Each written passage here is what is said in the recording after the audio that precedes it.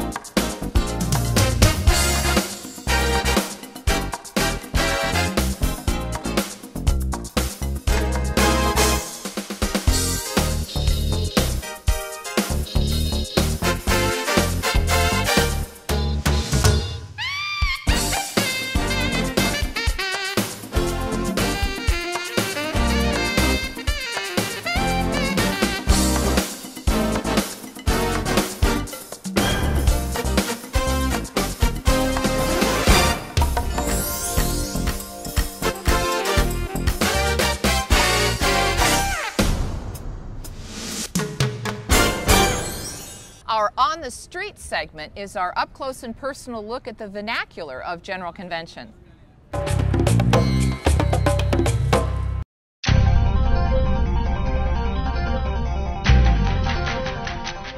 Integrity is a group that's working for full inclusion of all people in all the sacramental rites of the Episcopal Church. Integrity, I think for goodness, some decades now, has been the voice in the church that focuses the concerns of gay, lesbian, bisexual, and transgender people. It's an organization that supports gay, lesbian, bi, and transsexual people and in their full inclusion into the church. Integrity is the advocacy organization for lesbian, gay, bisexual, and transgendered people in the United States, the Episcopal Church.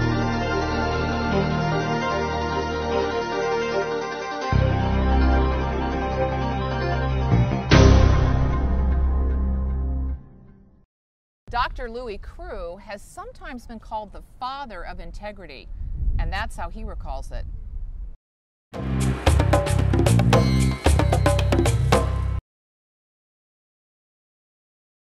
So I went to San Francisco that summer with Ernest after we had our marriage ceremony with the 1928 Book of Common Prayer, since that was the only one around, and called Grace Cathedral.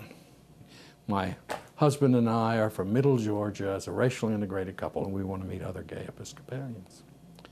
Well, I was devastated. This was the holiest experience of my life, and they were laughing at it.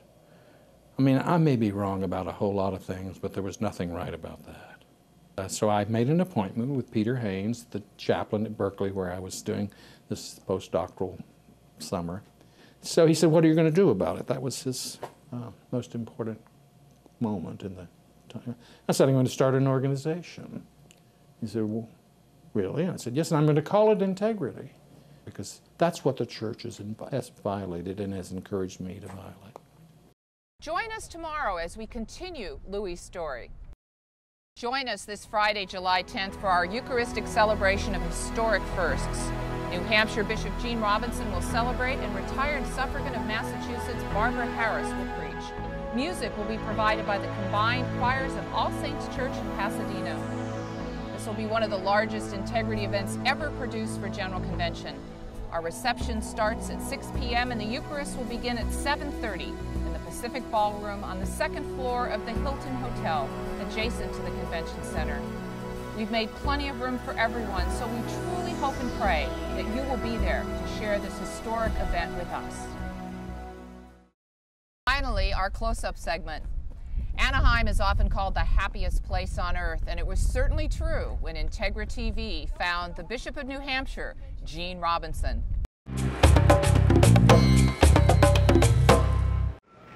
I think this is the time. This convention is the time for the church to stand up and be the church that God is calling it to be. I believe that can happen. It's going to take courage, and it's going to take resolve, not to mention a little organizing. But I believe that the majority of the church wants to move forward. And you know, it would be a great thing to have this behind us, wouldn't it? And to get on with the gospel. We've been talking about this for 30 years. We've been fighting about it. We've been agonizing over it. And I think even the most conservative among us know how it's going to end. It's going to end with the full inclusion of lesbian and gay, bisexual, and transgender people in the life of the church. So if we know that's how it's going to end, let's just do it now and get back to the gospel. Join us again tomorrow for another inside look at Anaheim as we bring you all that's going on, the General Convention 2009.